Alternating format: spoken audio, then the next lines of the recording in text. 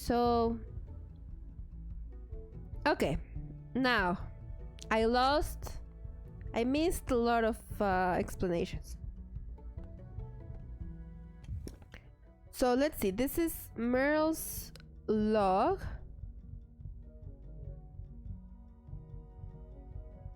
And it's pretty unreadable.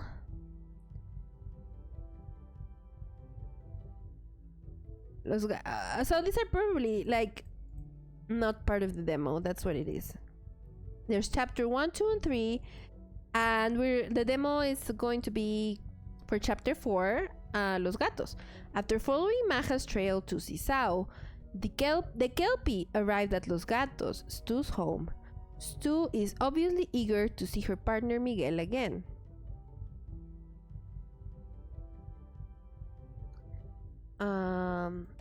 Then over here we have some characters.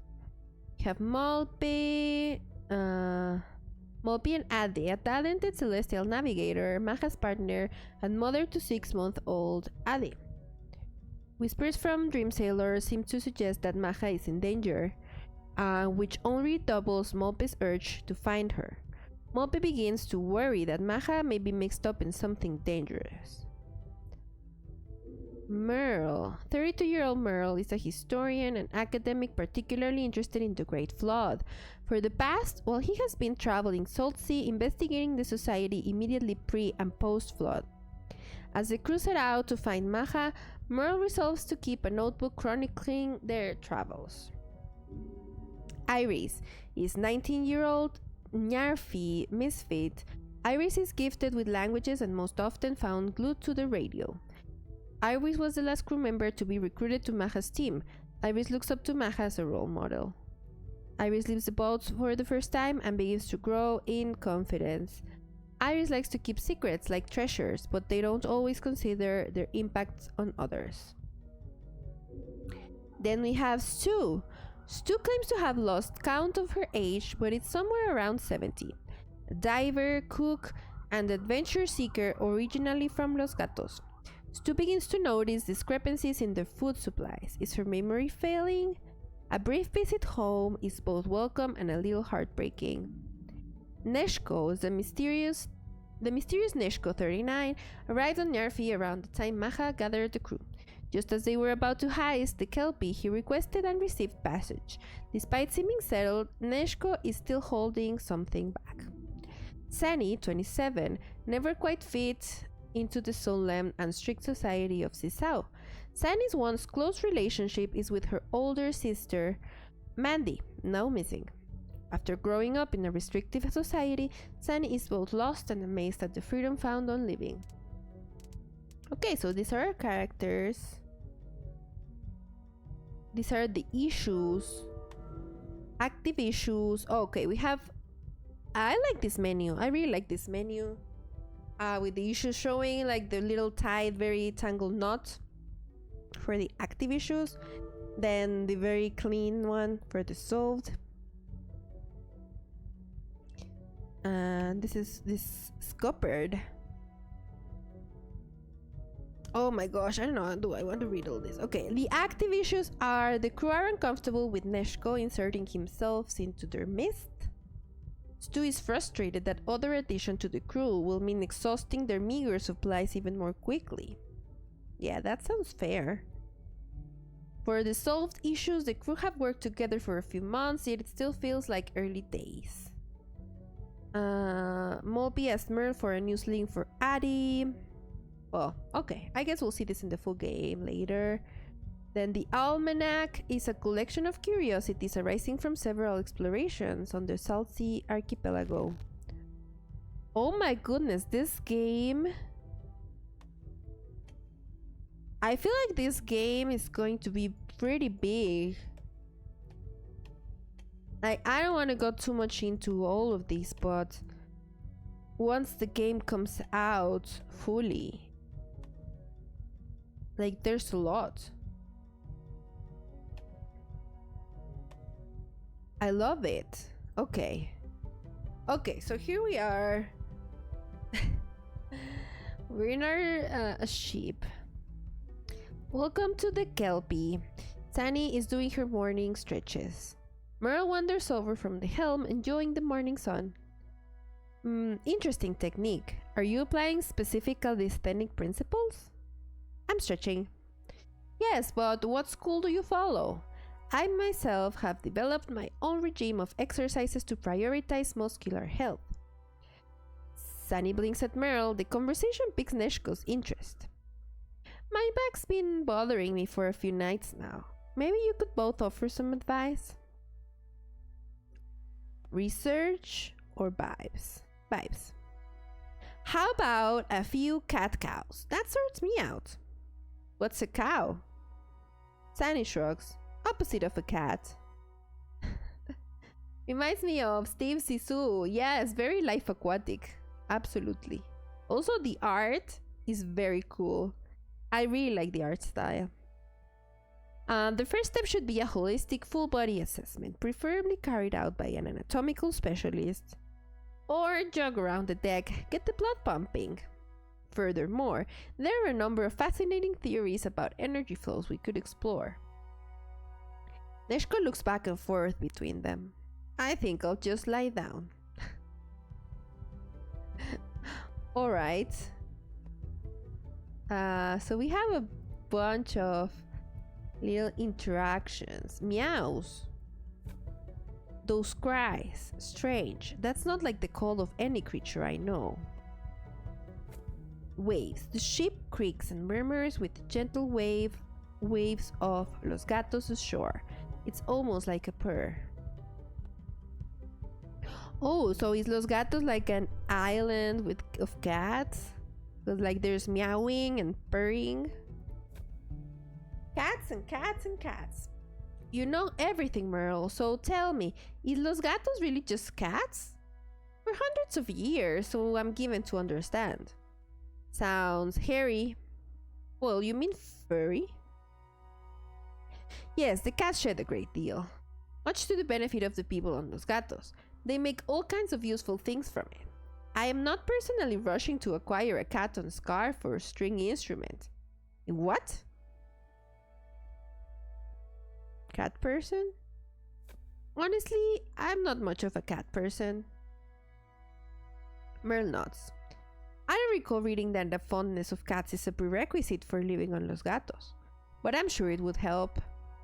If cats had feathers, I'd understand, but their fluff gets everywhere. Merle's nose wrinkles in distress. Quite. Flying cats, though, that's a thought. Would their whole body be feathers or just their wings? A cat covered in feathers? Is that just a bird? Are cats just birds without wings and feathers? Merle's mustache twitches in concern. Oh my gosh, what a conversation. Where are we? Below deck. Iris is biting their lip and staring at the boards underfoot. They're rarely the most talkative of crew. I thank you so much for that, community hydrate, and of course enjoy your lurk. I will grab some of my soda from earlier. Are you still there? Oh my gosh, I love that. Thank you so much. I'll also do a little stretch. They're rarely the most talkative of crew members, but they're even quieter than usual. Molpe looks up. Something wrong? What? No. No, I'm fine. I'm just tired. Probe further. No, something else. You're worried. Iris scowls. Well, yeah, aren't we all? Our friend, your Maja, I never stop thinking about her. Don't you? Molpe nods curtly. There's still a thought, niggling away at her. She stores it away for later. Oh, I love this. Okay, homecoming. Up to it. Stu is bubbling over with the joy of homecoming. Oh, it's been too long. And Miguel, he'll have news of all my little ones. I wonder how much Cara D has grown. I wonder if Anta makes any more sense these days. I wonder... Stu! Stu's excitement is contagious. Hold in or burst. Stu lets out a great whoop, startling Iris at the other end of the table. Just you wait till you've had a snooze in the Knit Lounge or met Lady Flufflebot. Well, I do hope we learned something besides meeting local dignitaries. Stu grins. Don't you worry, don't you worry. It's going to be useful. It's going to be extremely useful. Addie lets out a happy little sneeze.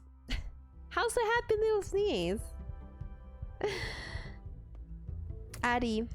Wail rises from Addie. Fear, tiredness, hunger.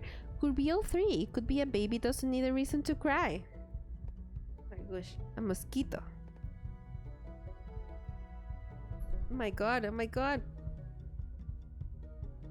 It's super going to sting me later. I just know it. Sunny looks out at the towering platforms at Los Gatos, calculating just how quickly she could climb them. Wait, who was Sunny again? Oh, right, the person doing the yoga. Yawn. Malpy is exhausted. She slept little. It's hard to hope when you're exhausted, but she's trying. Stu's buoyant mood is helping. I am enjoying this so far. Very story heavy. Time to explore. The island stalks the horizon like a cat on the prowl. The wind yowls like one too. Are you ready to disembark? Heck yeah. It's time to proceed. Isle of Cats. Stu chats away excitedly as the crew gather. And sometimes when you wake up, there'll be a blanket of cats sleeping on top of you. You're never cold on Los Gatos. Merle visibly shudders. It sounds awful. Aggravating. Hilarious. Crowded. I was going to say it sounds nice. Well, that certainly narrows down who I'm going to bless with the privilege of Los Gatos' hospitality. Curious cat. The fluff is rather a concern. Merle suppresses a cough before he continues. But I am keen to see your homes too. The tower! I could do with some cardio. What's the fastest anyone's climbed up? It. That would be Lord Mittens. He's quite the climber. I'd like to meet him from a standing start. Offer paws on the ground. Paws? Well, it's gonna be a fair fight. I could do with a break. I always did like cats. Neshko, will you take Addie? Taken aback by the trust but grateful for it, Neshko gently coos confirmation at Addie, who waves their arms and giggles in response. Reminder. I'm going to stay with the radio. We heard a burst about Los Gatos. There's got to be more. There's a rather here. Call sign Blobtail? He's on the channels a lot. Maybe he's got word of, that ship. Okay. Time to get all the news. News of the ship, of Maha. Of course. Iris is right. There's a mission here, Stu. Stu throws up her hands. No need to nag. First stop, we'll call in on Miguel. And my pals Nikki and Anta. It's been too long. They always know what's going on. Come on. Alright. Let's go to Los Gatos. So, Los Gatos bound. Stu is leading the expedition. Who should accompany her? So definitely Malpy. Or Sunny. Sunny's eager to prove herself. If it takes reps scaling the mass to prove it, then she's ready. I can only pick one.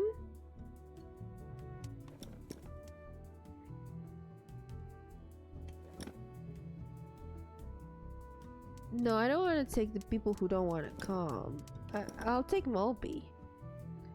After a generation of two accidentally exporting cat hair on visitors' garments, Los Gatos decided to make it intentional. They traded knits and fell.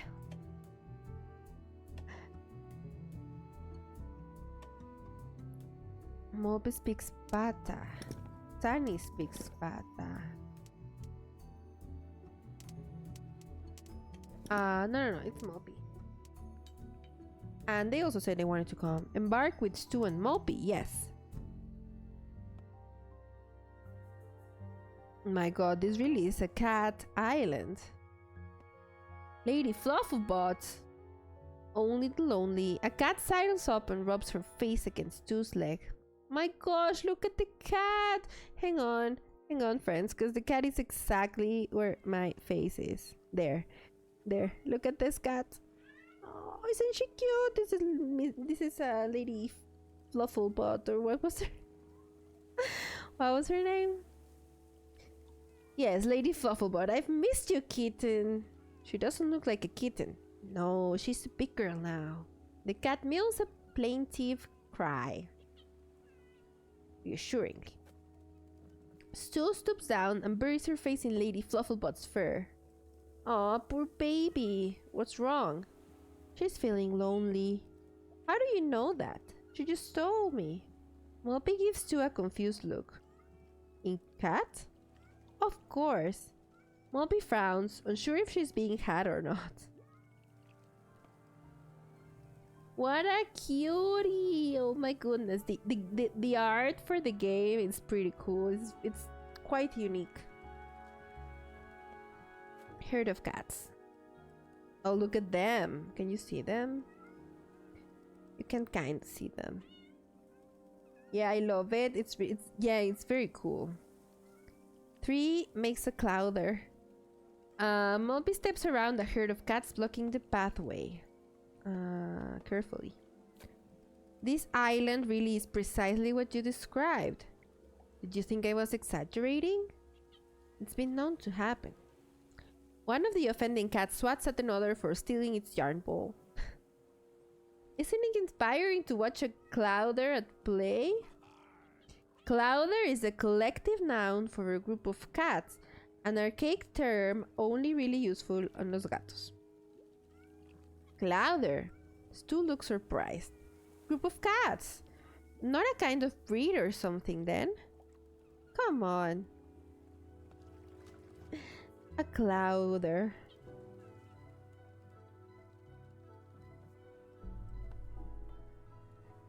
So then we have... Oh, there's more. Beachy.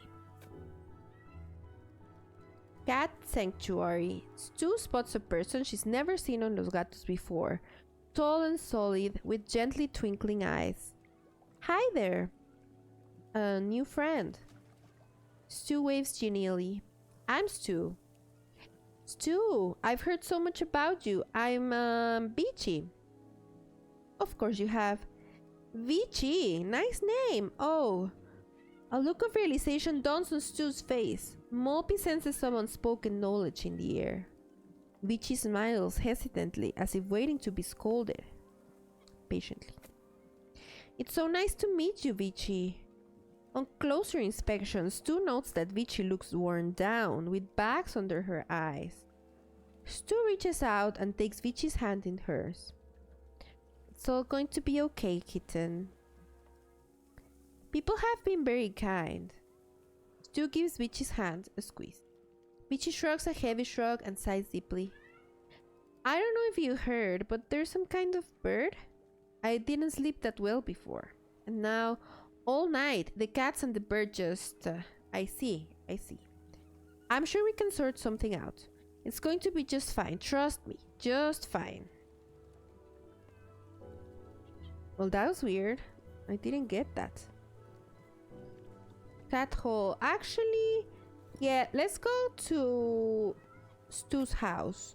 Stu's house lies ahead, looking as warm and welcoming as Stu herself. Kitten! Miguel, my love. Miguel, delighted by Stu's sudden entrance, gathers her up in his arms. His eyes gleam with delight, but also a touch of something else. Stewie, my beloved, welcome home. Miguel relaxes the embrace to look at Stu and notices her conflicted expression. Please tell me you're staying?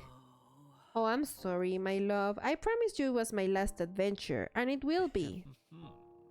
Miguel sighs, more from resignation than disappointment. I see, you're not done with the adventure yet. He smiles at Stu and embraces her once again. They hold each other for a long time. Moppy clears her throat. Perhaps I should leave you two be. A apologetic or teasing. Do us two old birds embarrass you? Malpi raises an eyebrow at Stu's mischievous grin. Miguel, this is Malpi. She's our captain. Malpi opens her mouth temporarily. She insists she's not, but she is. Are you teasing your poor friend, Stewie? Teasing? Ha! When have you ever known Stu to tease someone? Oh. Miguel lets out a loud, pleasant laugh. She's wicked. Hush, Miguel. She could tell you stories that would make your toes curl. Malpi grins, planning to ask Stu to tell her one of these stories at the first opportunity. You old rascal. Rascal yourself, Miguel. What trouble have you been causing while I've been away? Me? I keep things quiet. What's the news?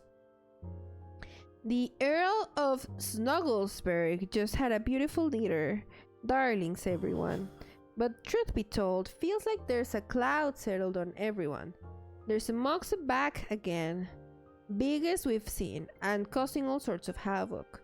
Nick is even more gloom than usual, even though the Pluie is thriving. That'll be because of Smithy. Plus, Anta's been having some difficult dreams. The dream or the moxa? The dream. Difficult? If you speak to Ant about it, be sensitive. When have I been anything other than sensitive? Stu huffs a gentle sigh. Going to sort you all out again, aren't I? Miguel smiles. Could you, Stewie? As they pull each other close again, Malpi turns away respectfully. I'll do what I can, I promise. Light of my life, soul of my sea. I love you beyond every wind and wave. Aw, Malpi clears her throat. We'll go find Anta and Nikki. See if we can fix some things up.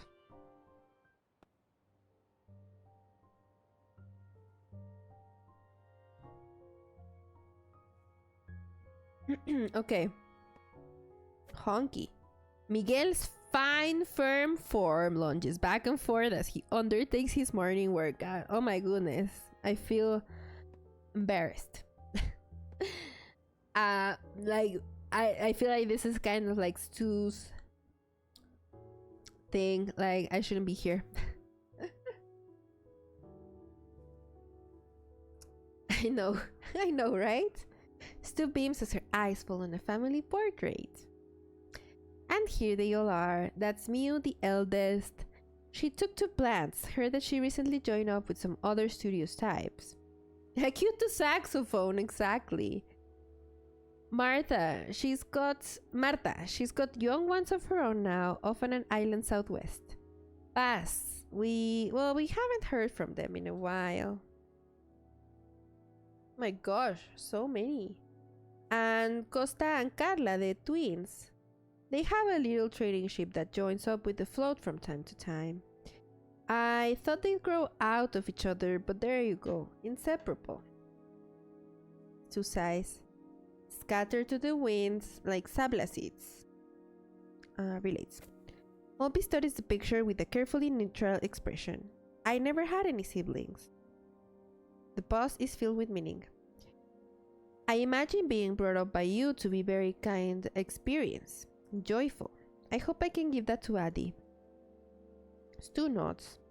We do our best, kitten. That's all. Malpi feels suddenly overwhelmed. I believe that for you, Stu. Moons know I try. Oh? They turn away from the picture. Stu's diving gear. Diving queen. My old gear. Oh, it's been too long since I had a proper dive. We've been sailing swift. There's hardly been time. And no clues leading underwater. Get me below and I'll find you something. Endless discovery. What do you find down there? It's so dark.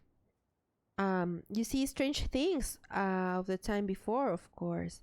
Buildings, machines, the odd gruesome sight, but it's peaceful still. Comforts. Not for everyone, mind. Where'd you find peace?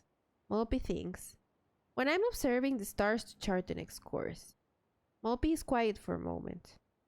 There is so much information in the sky, all of it bathed in light. Maybe if enough light reached the depths of the sea. Let me take you on a dive sometime, show you there's nothing to fear. After a moment of staring at the diving gear, Stu gathers it up. No one knows what the future holds. Did we like grab it? Somewhere?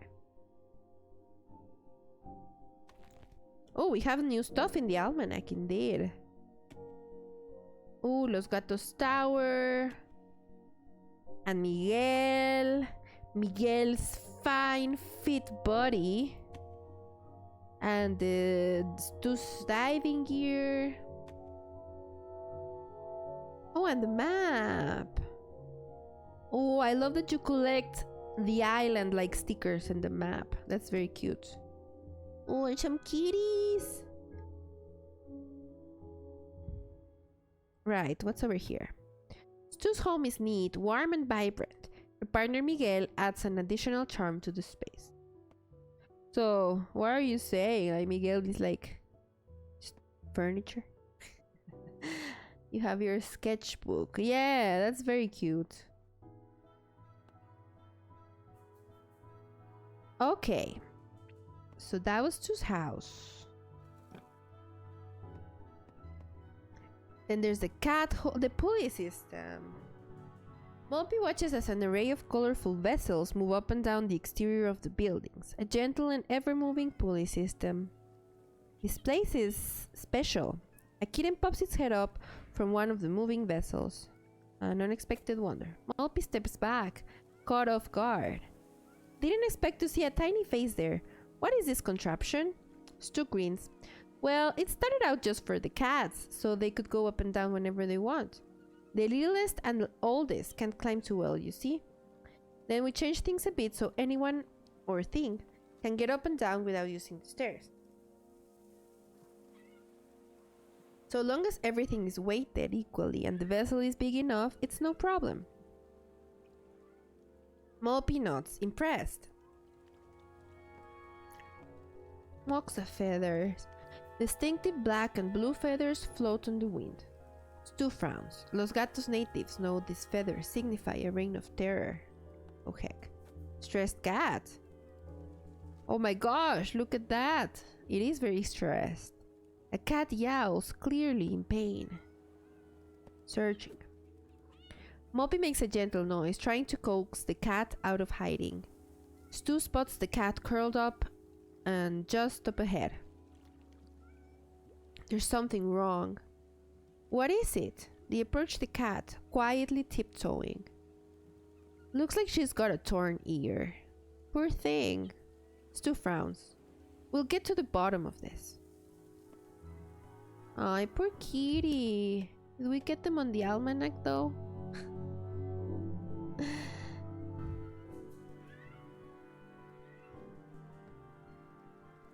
So many kittens. Let's go to the cat hole.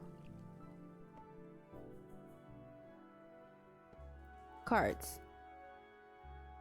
Oh, cool.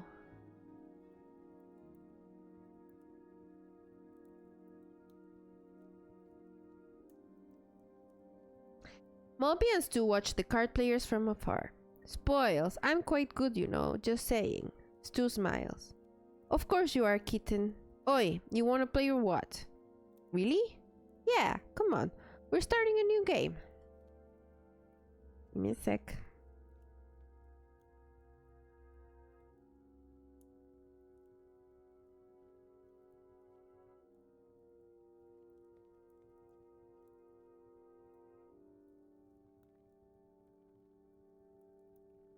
Yeah, come on. We're starting a new game.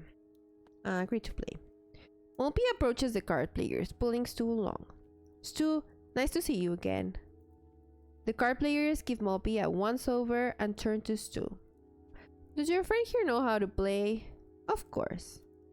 Mopey and Stu sit down to play. Oh my god, there's a whole card minigame? Oh, I don't know. You play as 2 teams of 2. Teammates sit across from one another. For each trick All four players each play one card in clockwise order. The first card plays in a trick sets the lead suit. You must play a card of the lead suit if you hold one. If not, you can play any card of your choosing.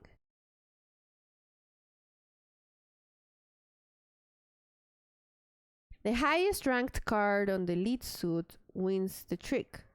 For example, when the lead suit is shells, a J of shells beats a 10 of shells. However, any card in the sweeper suit is higher ranking than any card in another suit. The winner of the trick leads the next trick.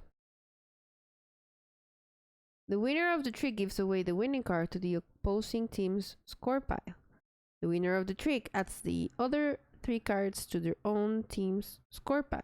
Each card is worth a certain amount of points by rank. A game typically lasts 3 rounds. The team with the highest total score after 3 rounds wins the game. The highest ranked card of the lead suit wins the trick. Hoarding. If a team accumulates 100 or more points in a round, they have gathered too many points and instead score 0 points for the round. The opposing team scores 100. Bidding. Each round, the 2 teams will bid for the sweeper suit. Starting with the dealer, randomly chosen, each player reveals 1 card from their hand in clockwise order. The points value of the cards contribute to the total bid for the sweeper suit, not the rank. Oh my gosh, bids are cumulative between all players. After all 4 players have revealed a card, the suit with the highest total number of points is chosen as the sweeper suit for that round. The player who bid with the highest ranked card of the chosen sweeper suit leads the first trick. If the bidding ends in a tie, the round is played without a sweeper suit. What? That was a little complicated, not gonna lie. Bidding phase.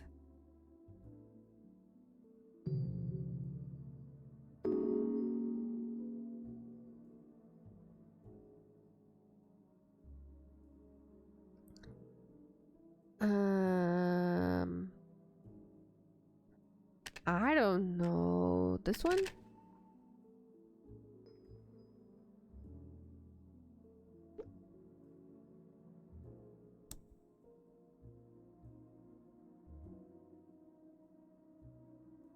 I have no idea what to do.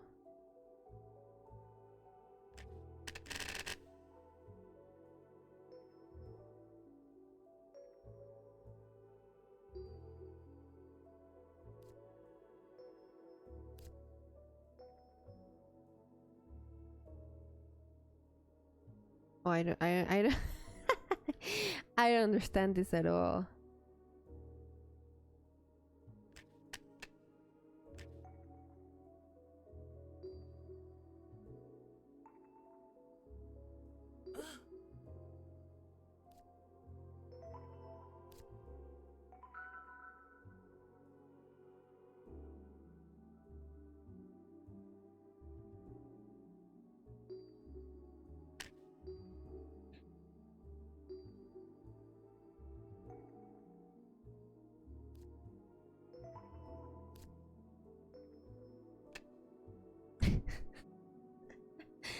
I don't understand.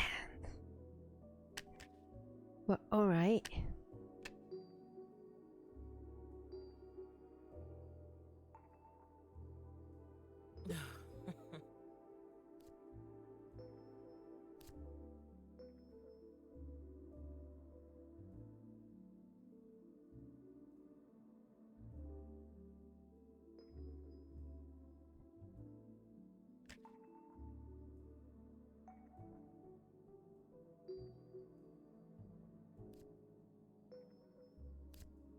What? Oh, I don't get it.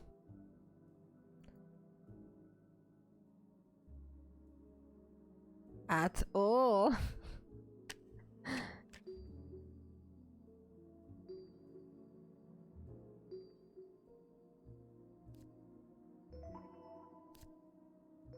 Hey, we got something. You're absolutely right. Not sure what the play is here.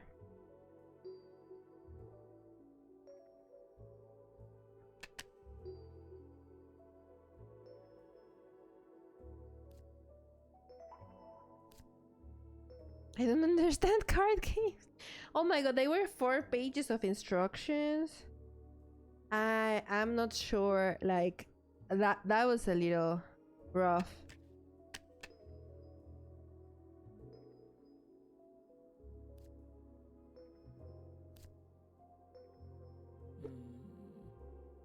I'm like a hot cat in the sun.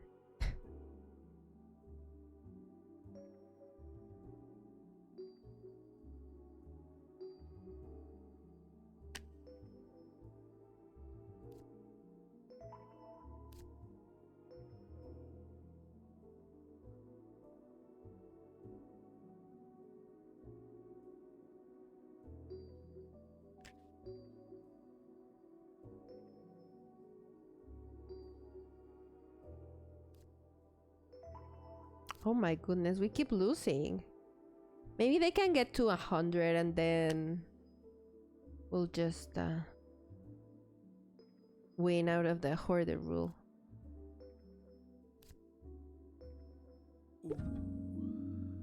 No, stop. Stop. Stop, stop, stop. Yes, I want to leave. That's super hard. I don't get it. Maybe I need to look more closely. But I feel like it's cool that they have this card game in the game. The cat on rugs, prized by the locals, itchy beyond compare, can cause havoc on bare and untrained feet. Chalkboard. Hang on, give me just 1 second.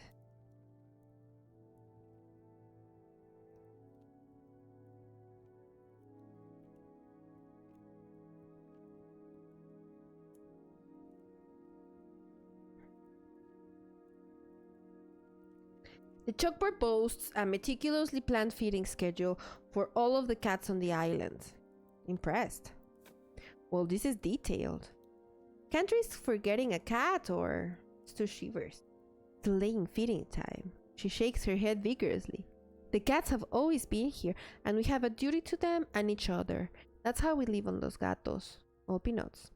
The cats have set us a schedule, sure, but we use it too, to sort out the work needed on the island for the people.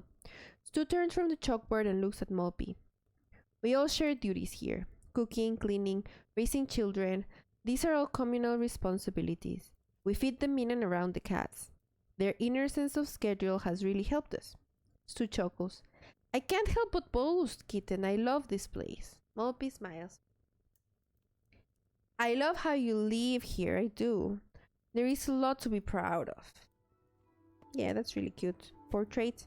A life-size, hyper-realistic portrait of a cat named Jan van Cotton hangs on the main wall, fixing all who dare pass with an unnerving stare. Mr. Fussy Paws. The cat's whiskers. Mopey stares at the unnaturally still cat.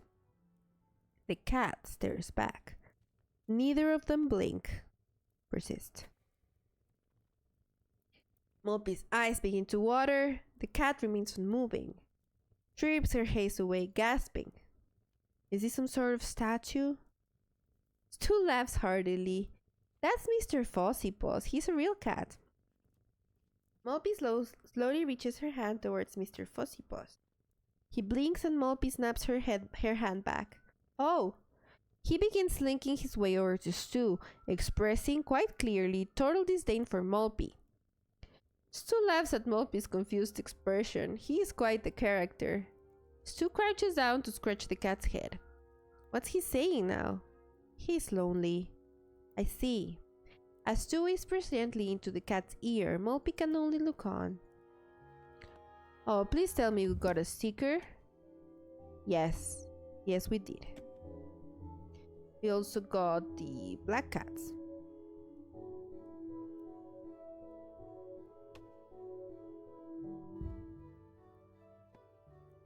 Playing kid. A child plays with number of brightly colored felted balls made from catson. Hi there, little one. Hello, old one. Mopey's god of gardens too laughs. Excuse me? Pata, please. Hello, oldies. A good sport. How old do you think we are? The kid thinks about it. I don't know, 150? You think we're both 150 years old? The young kid nods solemnly. Close enough. Do you want a bite of my flour muffin? Absolutely not. You've already eaten half of it. Ooh, I haven't had one of those in ages. It's a muffin made of flowers. I know what it is. You don't look like you do. You're a cheeky one, aren't you? The young kid shrugs and continues to play. Mop is not impressed. Remind me to teach Hattie better manners than this. Stu tries to not to laugh at Mopey's serious tone. Alright, so... outside. And then we can go up.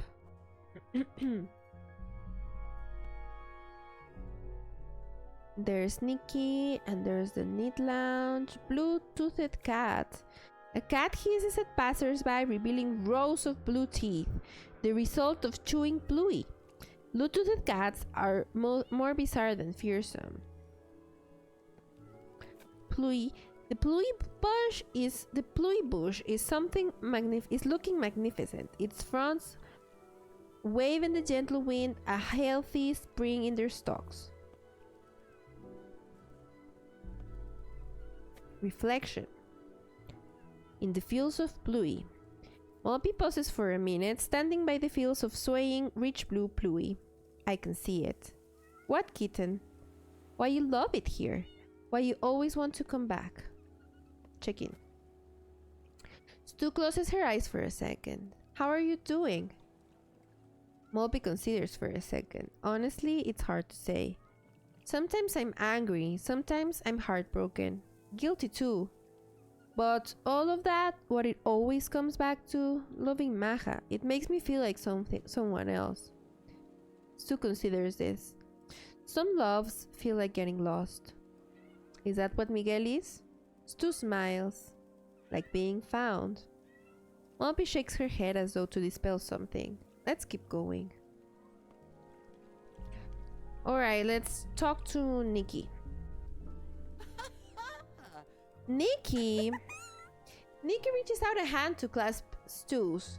The other stays steady on her tilling tools. Stu, it's been an age. Are you back? You know me, always looking to surprise folk. Stu winks. But no, just passing through, I'm afraid. Moppy joins in on the conversation. We're looking for someone who's gone missing. Nikki looks back to Stu, perplexed. Get to the point. You remember Maja? You talked about her, yeah. She's missing and we need to find her. Vanished? Nikki suddenly looks stricken. Hey Soul, how are you? Welcome in. So good to see you. Hi. Oh my gosh, it's so good to see you. Also, let's see if my keyboard cooperates and I can give you a shout out.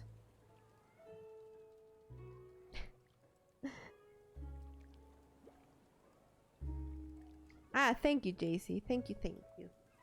I appreciate that. Please give a warm follow to our friend Soul. They are amazing content creators and play a lot of indie games, as you can see. Have you played this one, and how did you like it? And did you understand the card game? This demo was Chef's Kiss. I'm enjoying it a lot. I did not understand anything about the card game, however. But it's really good so far. I love the art, I love the characters, and it's such a wholesome story so far. I really like it. Oh, I did. Great. Oh my goodness. That's really good to hear. But yeah, I mean, so far so good. It's really, and like there's so much content. It's just a demo, but it's so much content, and I don't know, I'm really looking forward to the full game because it looks like it's gonna be pretty like robust. There's gonna be a lot of story. It's really cool. Really was. I need more ahora. Truly, yes, I agree. Nikki suddenly looks stricken. What happened? It's nothing. Come on, how long have I known you, kitten? Nikki hesitates. Casually. Or maybe it's just a general feeling. Nikki seizes on this. There's a moxa bothering everyone. Rusting moxa in the radio lounge. Moxa, an irascible beast that steals its catch from other birds.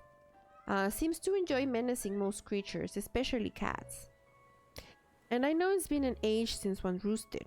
It's snapping at the cats and took a right big chunk out of Miss Beans the other day.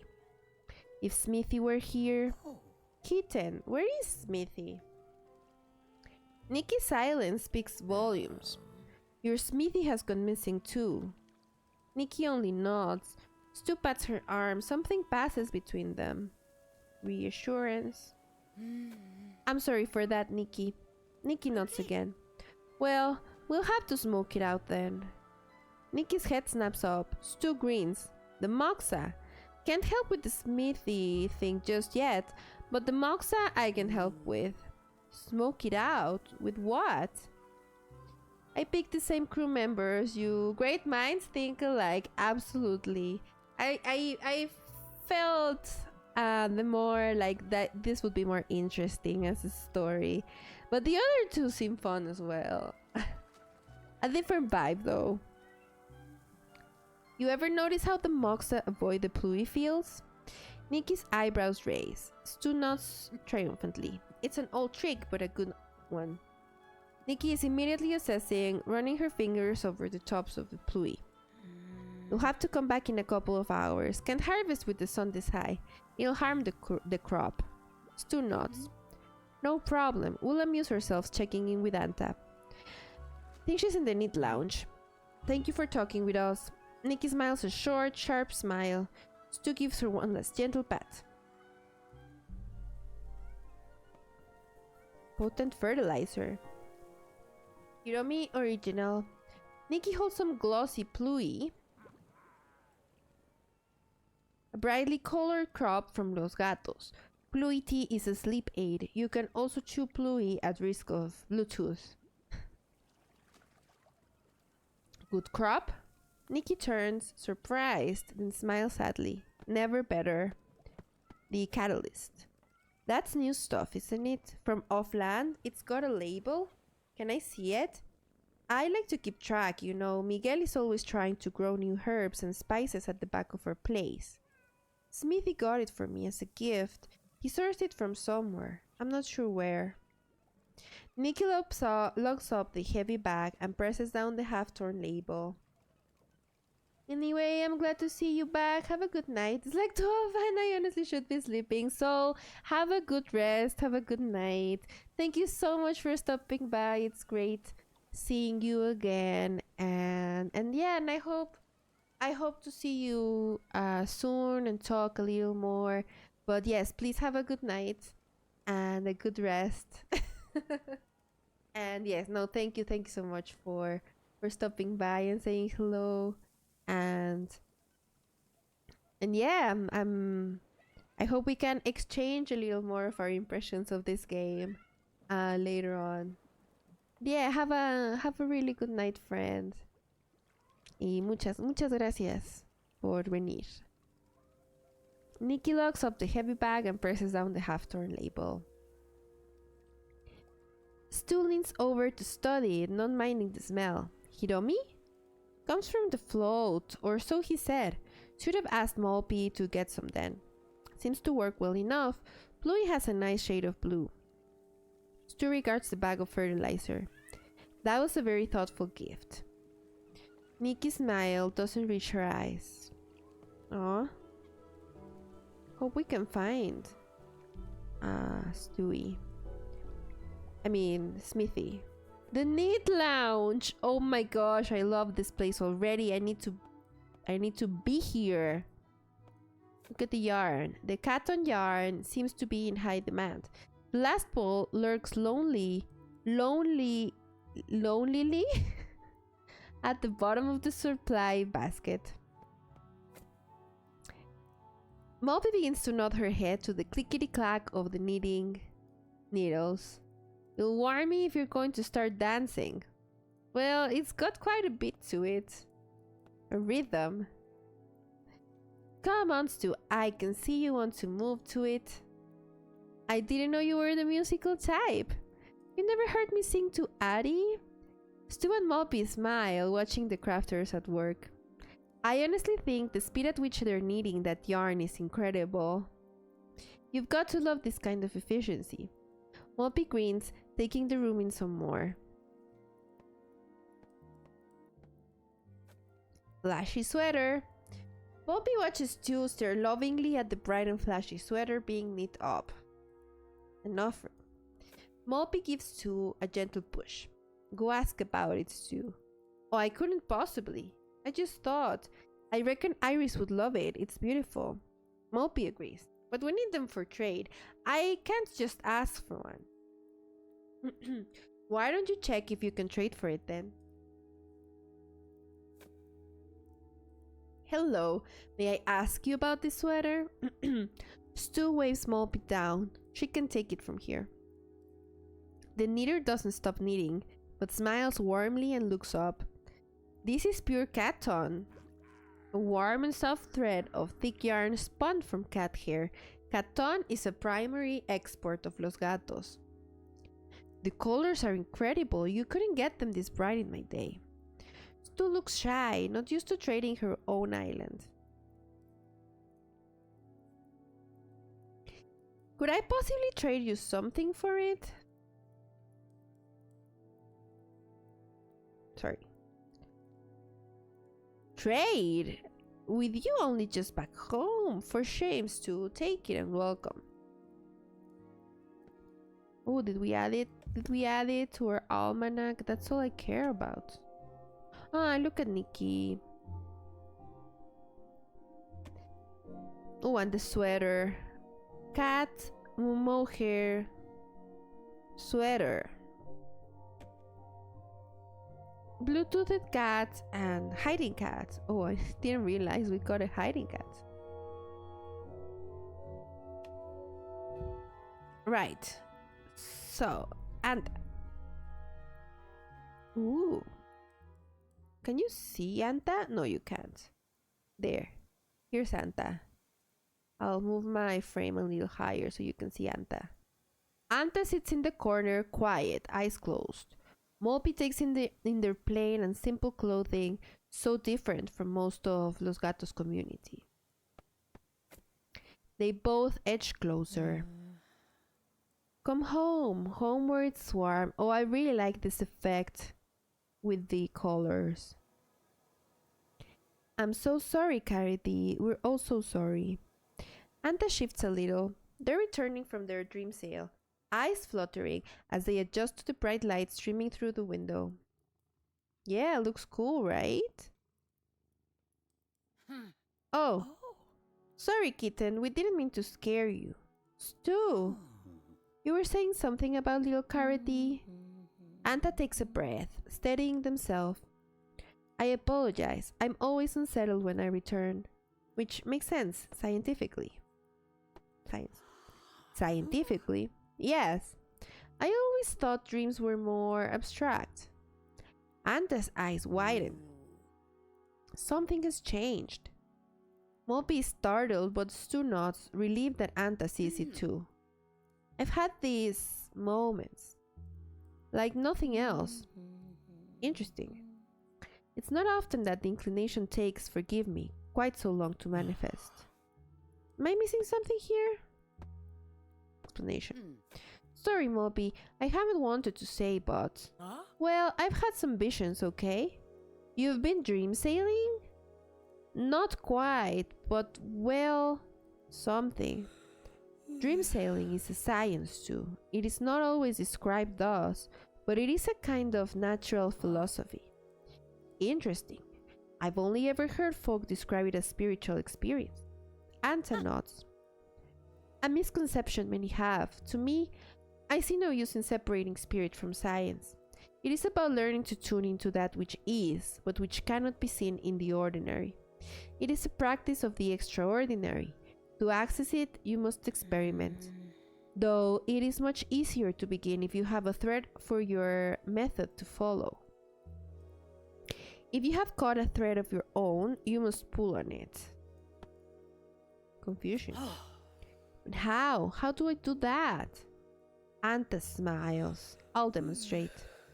They close their eyes, entering strange stillness. A wave of waves, a tear in the sky, racing before the storm. This is less instructive than perhaps Santa intended. Do not just Molby. I think they'll be out for a while. Come on, let's go find this Moxa in the radio lounge. Stu looks back to Anta, considering pulling at the thread. That was really cool.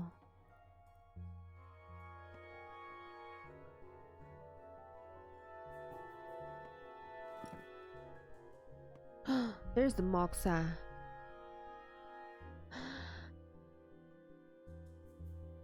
Rude? Have we gotten anything for our almanac? Well, actually, I'll wait and see it after. I'll wait till the end. I'm gonna stop checking the almanac every 3 seconds. Let's check the cat feeder. Cat got the cream.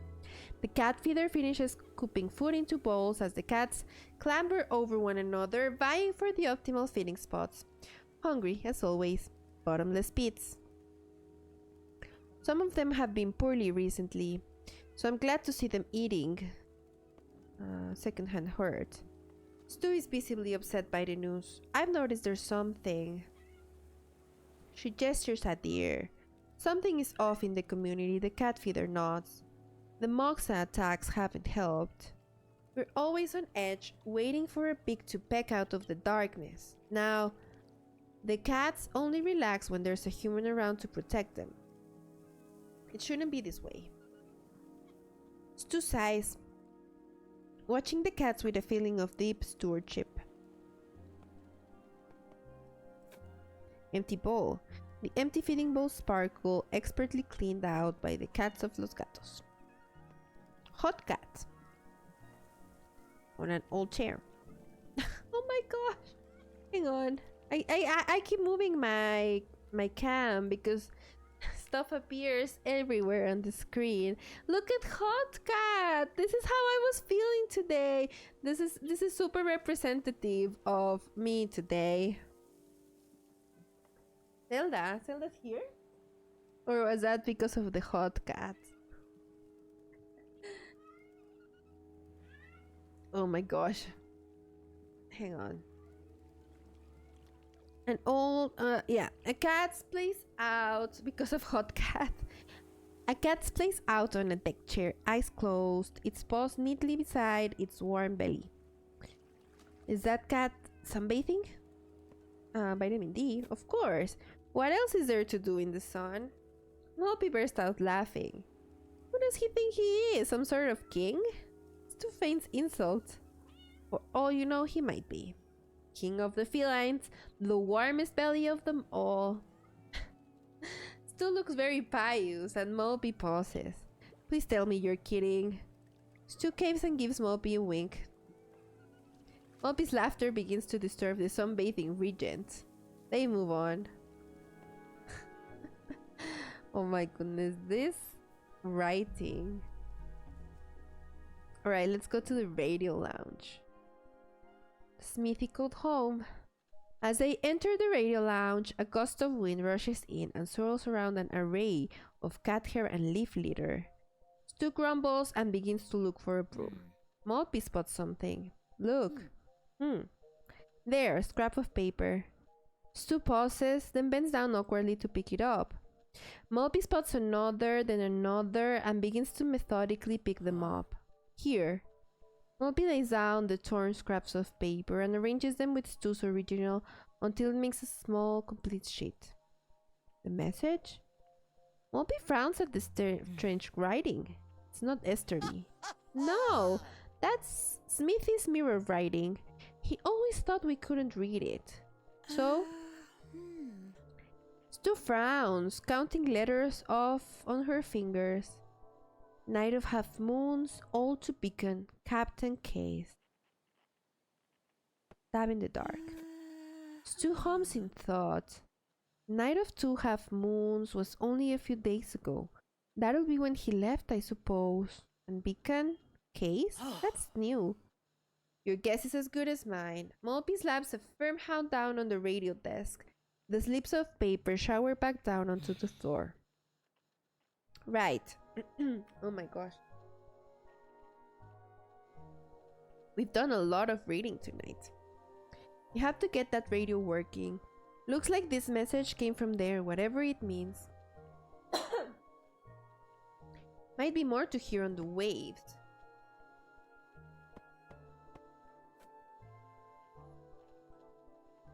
Mulpy inspects Smithy's radio equipment, adjusting the dials and levers. I never understood the Saltsworth machines. Stu watches, hands on her hips. Reckon the problem has something to do with that up there? From atop the antenna, the Moxa gives a cry that echoes across the island. Sounds like a big one, horrid things. Let's take a closer look. Stream of noisy static pours from the radio. Something is interfering with the signal. Moxa's feathers. Dark, waxy feathers line the floor of the radio lounge, while the Moxa remains. There's little point in sweeping them away.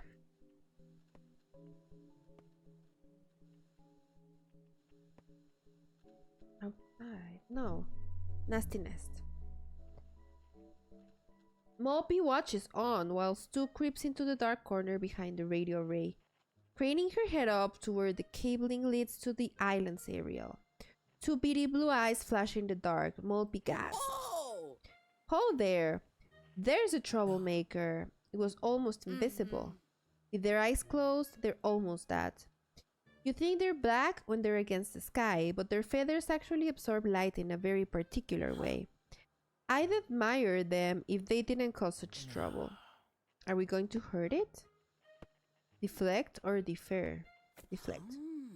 Well, not so much hurt it as really annoy it. The Moxa opens its beak and lets out an ear-shattering cry. Skin crawling. Stu looks up at the bird and grimaces. They don't make themselves all that likable if you ask me. Impassive, the Moxa opens its full wingspan, blocking even more of the fading daylight, casting the room into darkness. Stu hisses at the bird. Just you wait, we'll be back just as soon as we have that pluie. The pluie fronts glisten in the lazy afternoon sun. Stu zones out, staring at a worn piece of furniture.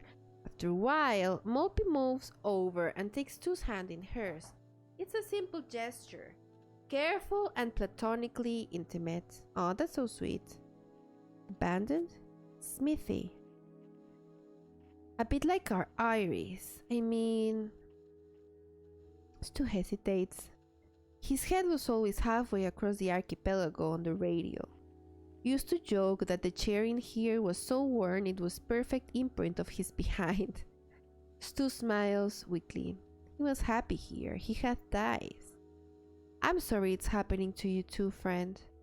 Maja was Maja, no stranger to running away. But it sounds like your Smithy had plenty reasons to. Don't you go saying Maja had no reason to stay now. She's careless and fierce, intelligent fool. And so alive and beautiful. Stu smiles gently and nods. And she loves you. The missing link. I'm sorry for your Smithy. And the other people too, but... She hesitates for a second, but then decides this can be said. It helps a bit, you know. It means there is something to make all this make sense. So many people, it's got to mean something bigger. Stu nods. Mulpy lifts Stu's lined hand to her cheek, resting it there for a moment before letting go. We'll find out. We'll find out. Huh?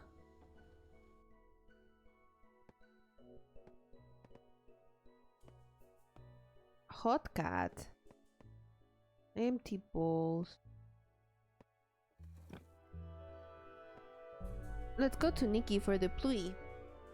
You've got the Moxie. Nikki is pruning the pluie bushes when Stu and Mopey approach. How's it looking? Oh yes, you're back. She busies herself harvesting a good swath of fronds. She works quickly but carefully, often passing over certain fronds for reasons unclear to the casual observer. I hear they're hard to maintain. They can be temperamental sometimes, but usually they're pretty easy to manage.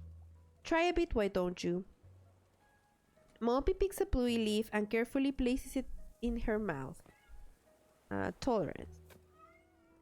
Mopey tries to chew, but her eyes start to stream, her forehead furrows, and her fists clench. Stu looks on, amused. How are you going there? Mopey doesn't reply, and nor does she intend to be overcome by a front. Going to give it a little swallow? Mopey frowns harder and then, with a show of ultimate willpower, swallows the plant matter. Very good for you, that. Clear your pipes, no problem. That's the medicinal quality of it. The good ones taste a bit bitter. Mopey gasps for air, refusing to dignify the experience with further comment. Right, here you go. Nikki hands the swath of freshly harvested pluie fronds to Stu. Will this really work? You young ones never had to clear a moxa infestation, cause we learned how to stop them setting up. It'll be just a trick. Better you than me, they're vicious creatures.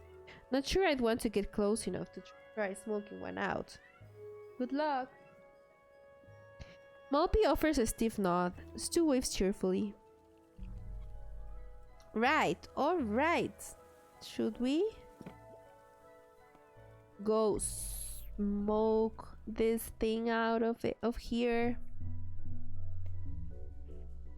Stu sets about making a heap of tinder, and Pluie lives at the base of the antenna, acting methodically and with precision. This is totally safe, I assume, if you know what you're doing. There's a knack to it. It burns quick and cool. If you layer the fronds right, it only sends the smoke up, and it burns out before it can spread. Stu pulls her trusty tinderbox from her pocket and begins sparkling the little pyre. Plus, the gap where the aerial is wired with will act like chimney. The antenna. Mopey considers the wooden struts with the security array. And the structure is seasoned wood. Precisely, this won't touch it. Stu looks up at the moxa, peers over the nest, and unmistakably scowls above its beak. There. A prayer.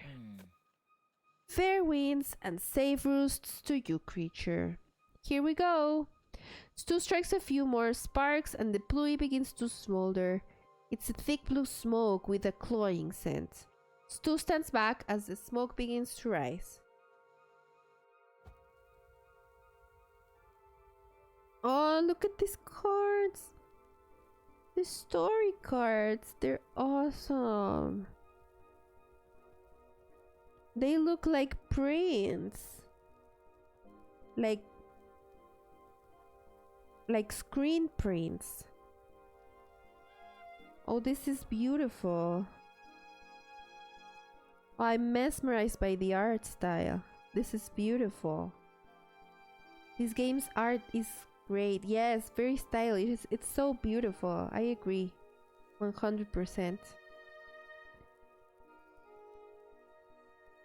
Well, it seems like we succeeded? Or, no, it's attacking. The moxa is attacking. Oh, heck. Oh, no. Okay, finally. It left. Oh, look at this art. It's just, I can't. I am in awe. It's, wow. It's beautiful. Thank you for playing. Well, the action on Los Gatos continues past this point. This is where the demo ends. Will the crew find more at their next destination? What about the strange changes Stu has been feeling? Will Lady Flufflebutt and Mr. Fussy Paws ever find companionship? These questions and more are answered in the rest of the game, coming soon. Wishlist on Steam. Oh, I need to check my almanac. I would like to see if we got anything else. Oh my god, look at this. Wait, this is beautiful. Oh, look at the baby.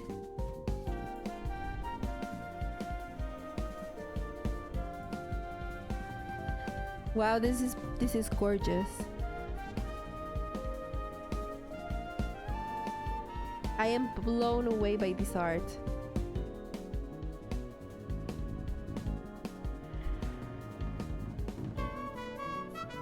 Oh, look at Sue diving. Oh, that's beautiful. Yeah, that was beautiful. Well, we didn't get to see the almanac again, which is my only note for this demo. I would have loved to see the almanac again at the end because I stopped checking it and I wanted to check it at the end. I don't want to restart the demo, but that was really cute. I hope I get to play this when it comes out. When does it come out? I don't know. Let me see if there's a date. It says 2023. Planned release date 2023. So we'll see. This was announced on Day of the Devs. And it's going to be available for Mac, which is amazing. I'm always looking for games that are available on Mac, even though I do have PC now, but it's still pretty cool that they are now. The game info is on the pinned message, but in case you want to check it out, this is the link to their Steam. So if you want to wishlist, I know it always helps the devs very much if you wishlist their games, even if you're not planning to play them necessarily on Steam. But yeah, and the developers are Die Gute Fabrik. So I guess they're German, but I don't know.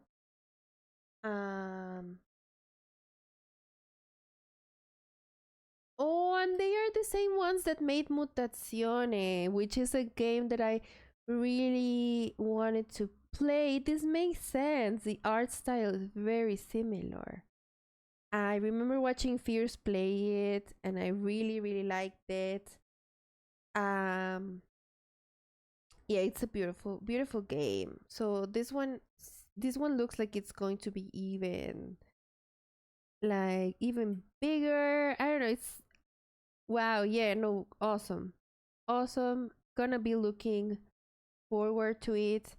And well, we didn't have time to play Wooden Weather. I have no idea how much longer this demo is going to be up, but if you get the chance, check it out yourselves. It looks very cute, and if we do have some extra time and it's still up next week, then we can play that as well. But yeah, this was awesome. We got to play these two great games. Demi Dato was so much fun. And Saltsea Chronicles, I mean, if this is just the demo, I can't honestly, I can't wait to see what the full game is gonna be like. This is, yeah, I hope I get to play it. I really, I mean, wow. That was really cool.